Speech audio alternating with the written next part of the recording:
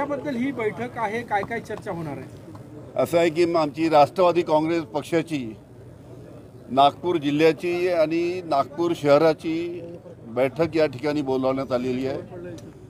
आपल्याला माहीत आहे की नुकत्याच लोकसभेच्या निवडणुका झाल्या।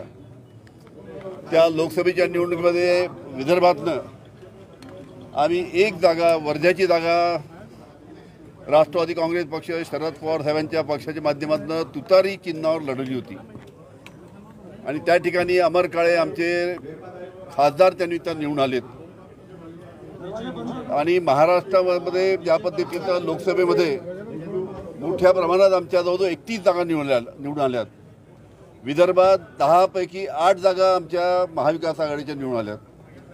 आता पुढील काळामध्ये विधानसभेची निवडणूक आहे आणि या विधानसभेच्या निवडणुकीमध्ये काँग्रेस पक्ष, राष्ट्रवादी काँग्रेस पक्ष आणि शिवसेना आणि बाकी आमचे जे सर्व मित्रपक्ष आहेत ते सर्व एकत्र मिळून आम्ही विधानसभेची निवडणूक लढवणार आहे।